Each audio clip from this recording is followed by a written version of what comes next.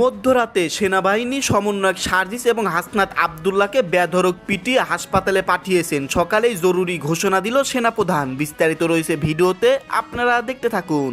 রাজধানী বাংলা মোটরে বৈষম্য বিরোধী ছাত্র আন্দোলনের দুপক্ষের সংঘর্ষের ঘটনায় 21 জন আহত হয়েছেন এবং 3 জনের অবস্থা গুরুতর। আহতদের পক্ষে শিক্ষার্থীরা সুষ্ঠু বিচার ছাড়া অবস্থান প্রত্যাহার করা হবে না জানালে তিনি আক্রমণাত্মক হয়ে ওঠেন এবং এক পর্যায়ে একজন নারী শিক্ষার্থী আনতামিমকে আক্রমণ করে বসেন।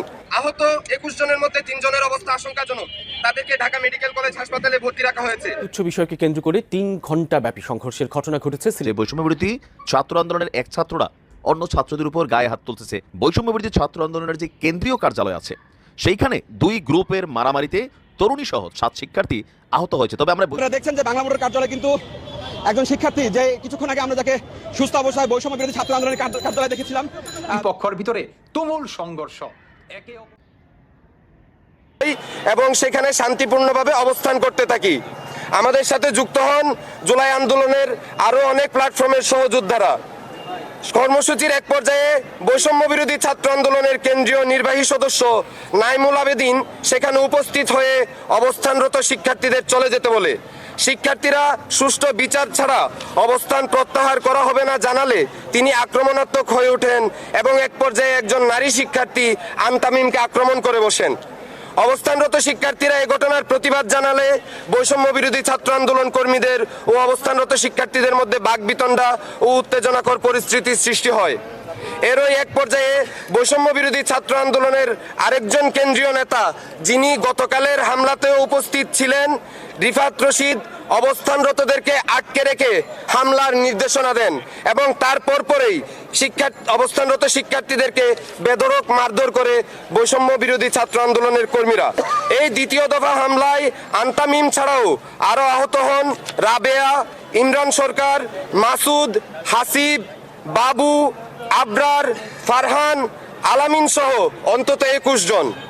এ সময়ে সেখানে উপস্থিত সাংবাদিকদের গায়ে ধাক্কা দেওয়া হয়, তাদের ভিডিও ধারণ করা ফোনগুলো কেড়ে নেওয়া হয় এবং সেই ফুটেজগুলোকে মুছে দেওয়া হয়। আমরা শিক্ষার্থীদের উপর হামলার পাশাপাশি সংবাদ মাধ্যম ও গণমাধ্যমের উপর এরকম নগ্ন সন্ত্রাসী হস্তক্ষেপের প্রতিবাদ জানাই এবং এর বিরুদ্ধে যথাযথ ব্যবস্থা নেওয়ার দাবি জানাই।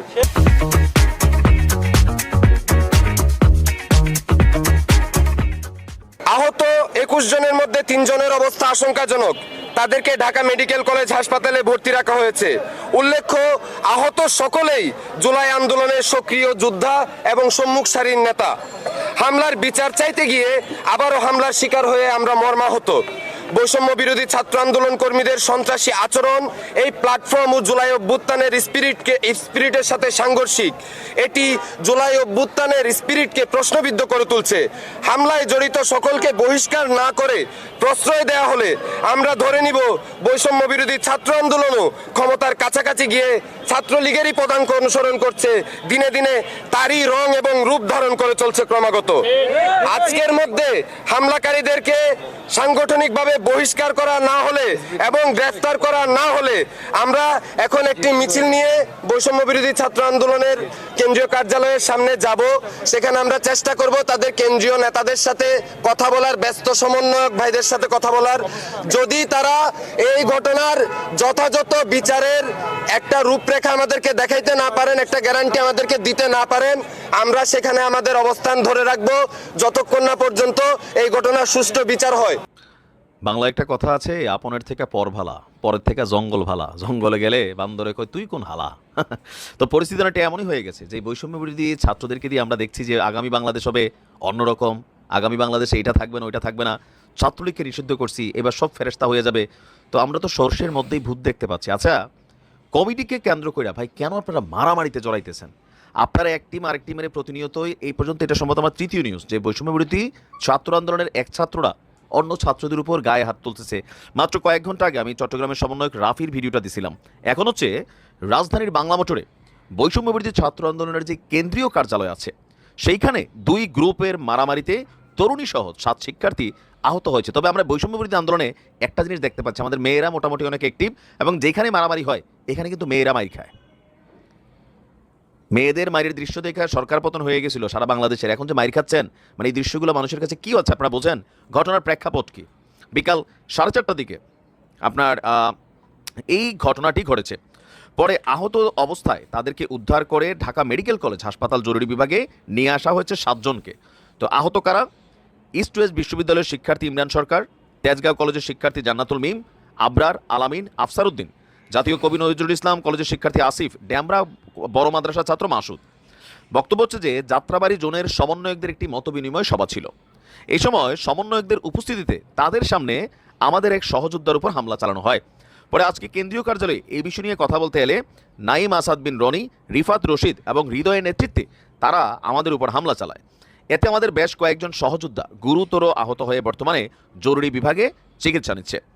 ঢামেক হাসপাতালের পুলিশ ক্যাম্পের ইনচার্জ তিনি বলছেন, বাংলা মোটর থেকে কয়েকজন শিক্ষার্থী আহত অবস্থায় জরুরি বিভাগে এসেছে, তাদের সবার চিকিৎসা চলছে। মজার বিষয় হচ্ছে যে এখানে যখন এই বিক্ষোভকারীদের দাবি ঘটনার সময় উপস্থিত ছিলেন বৈষম্যবিরোধী ছাত্র আন্দোলনের অন্যতম সমন্বয়ক রিফাত রশিদ। আরও মজার বিষয় হচ্ছে কেন্দ্রীয় অফিসের নিচে বিক্ষোভ করার সময় ঘটনাস্থলে এসেছিল হাসনাত আবদুল্লাহ। তিনি উপস্থিত শিক্ষার্থীদের বক্তব্য শোনেন, তবে এই বিষয়ে সাংবাদিকদের সাথে কোনো কথা বলেন নাই, তিনি সেখান থেকে চলে গিয়েছেন। তা আমরা বলতে পারি তিনি পালাইয়াই গেছেন। কেন ভাই আস্তা তোমরা এই যে কন্ট্রোলিং করতে পারতেছো না, তোমরা বলতেছো যে ছাত্রলীগ নিষিদ্ধ আজীবনে দেশে বন্ধ করতে হবে, ছাত্রদল নিয়ে কিন্তু তোমরা কথা বলো যে ক্যাম্পাস আরেক দল এটা করে সেটা করে। তো তোমরা তোমাদের যেই ক্ষমতা, তোমাদের যেই কি বলে যে একতা, সারা বাংলাদেশকে জাতীয় ঐক্য তোমরা চাচ্ছ, নিজেদের মধ্যে কি ঐক্যটা ধরে রাখতে পারছো? তোমাদের নেতৃত্ব দেওয়ার যে কোয়ালিটি যতই দিন যাচ্ছে সেটা লোয়ারের দিকে যাচ্ছে। শুধুমাত্র বজ্রকণ্ঠে মোটা গলায় কথা বলা আর নেতৃত্ব দেওয়া দুই জিনিস।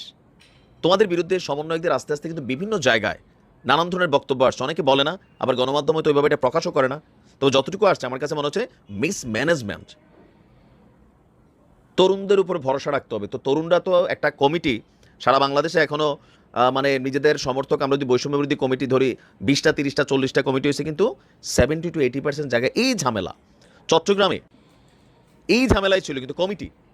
তো এই কমিটিগুলোতে আসলে কি আছে? ছাত্রলীগের সময় টেন্ডারবাজি ছিল, উপরের লেভেল থেকে পয়সা নামতো, তদবির বাণিজ্য ছিল, চাঁদাবাজি ছিল। তো তোমাদের কমিটিগুলোতে আসলে কি হচ্ছে যে এক গ্রুপ আরেক গ্রুপের সামনে যেয়ে পড়তেছে, আবার নিজেরা নিজেদেরকে পিটাচ্ছে, মারামারি করতেছে, আবার কোনো কিছু হইলে কি বলে যে এটাতে অনুপ্রবেশকারীরা আছে। আরে বাবা, অনুপ্রবেশকারীরা তোমরা দেখা কমিটি ঢুকাও নাই, তোমাদের এই জোনগুলো দেখা হচ্ছে না? সকল কিছু মিলাইয়া এই যে হাজার হাজার ছাত্র আজকে আহত, শত শত ছাত্র জীবন দিছে, জনতা জীবন দিছে, তাদের রক্তের উপরে দাঁড়াইয়া তোমরা আজকে কি দেখাচ্ছ? মানে কি হচ্ছে বাংলাদেশে এই মুহূর্তে? আমাদের সমন্বয়কদের আরো সচেতন হইতে হবে, নিজেদেরকে পলিটিক্যাল জায়গা থেকে বের করতে হবে, আর পলিটিক্সগুলো আরো শক্তভাবে সবকিছু করতে হবে। অনেক মানুষ এগুলোর জন্য কিন্তু জীবন দিছে, কথা বলছে। তো তোমাদের এইসব দৃশ্য দেখা ছাত্রলীগ, যুবলীগ, আওয়ামী লীগ কিন্তু হাহারি এক দেয়। আমি দেখছি কমেন্ট, আলহামদুলিল্লাহ ভাই এনেছে না, তোমরা একজনের জন্য পিঠাইয়া হাসপাতাল পাঠাচ্ছ রে ভাই। তো ছাত্রলীগের থেকে তোমরা কি কোনো অংশে কম? অবশ্য তোমরাও সাবেক ছাত্রলীগ, এখন খুঁজলে দেখা যাবে যে এরকম 2-4টা পাওয়া যাবে। আপনারা দেখছেন যে বাংলা মোটর কার্যালয়ে কিন্তু একজন শিক্ষার্থী, যে কিছুক্ষণ আগে আমরা যাকে সুস্থ অবস্থায় বৈষম্য বিরোধী ছাত্র আন্দোলনের কার্যালয়ে দেখেছিলাম, তাকে হচ্ছে রিকশায় করে নিয়ে দেওয়া হচ্ছে বৈষম্য বিরোধী ছাত্র আন্দোলনের ঠিক কেন্দ্রীয় কার্যালয়ের সামনে। তাদের কিন্তু দুজন শিক্ষার্থী, একজন ছাত্রী এবং একজন শিক্ষার্থী, তারা কিন্তু আহত অবস্থা, তাদেরকে কিন্তু নিয়ে যাওয়া হচ্ছে ঢাকা মেডিকেল কলেজের দিকে।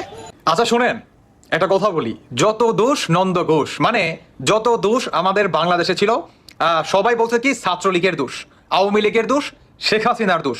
আর বর্তমান বাংলাদেশে যেই সমস্ত অনাকাঙ্ক্ষিত ঘটনা ঘটাচ্ছে, মানে সমন্বয়কারীরা, তারা নিজেদের ভিতরে সংঘর্ষ।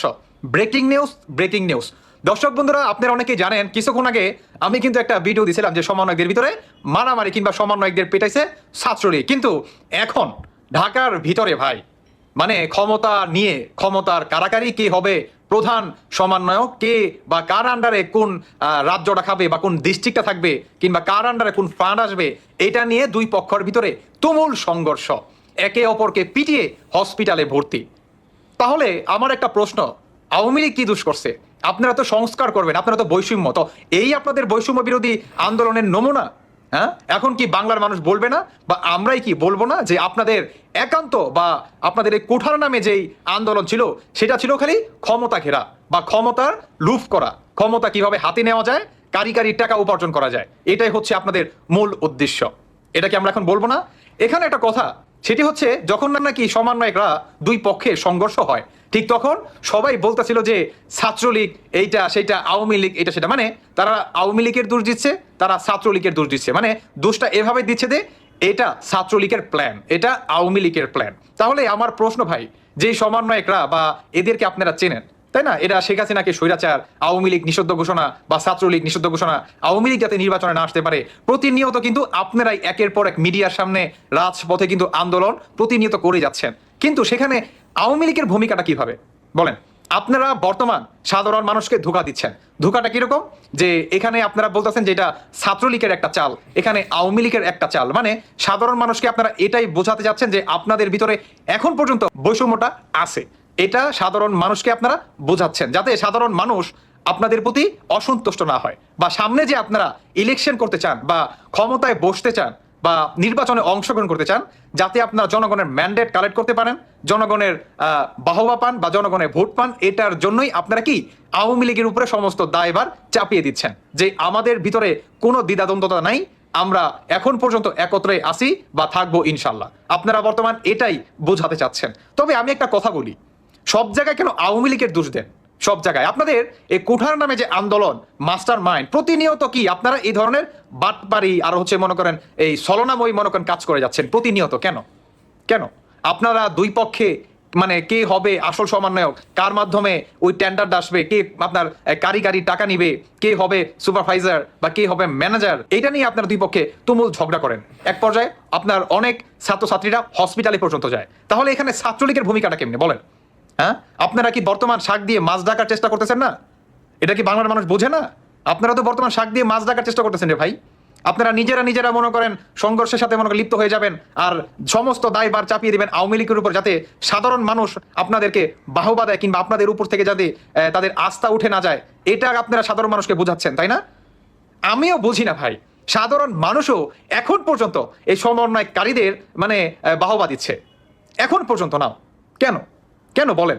আপনারা কি এগুলো চোখে দেখতেছেন না? এরা নিজেরা ক্ষমতার জন্য মারামারি করে, আর এরা যদি ক্ষমতায় বসতে পারে প্রপার ভাবে, তাহলে আপনি বুঝতেছেন কি করবে এরা। এরা বর্তমান আপনার পড়াশোনা যাচ্ছে না, স্কুল কলেজ মাদ্রাসা যে যেখানে পড়াশোনা করে তারা কোনো প্রতিষ্ঠানেই তারা ফিরে যাচ্ছে না। কেন যাচ্ছে না? এটা কি বাংলার মানুষ বোঝে না? কারণ তাদের ক্ষমতার লোভ পেয়ে বসছে, তারা কারিগরি টাকা উপার্জন করতে চায়, বুঝতেছেন? আর সর্বশেষ আরেকটা কথা বলতে চাই মিডিয়াদের উদ্দেশ্যে।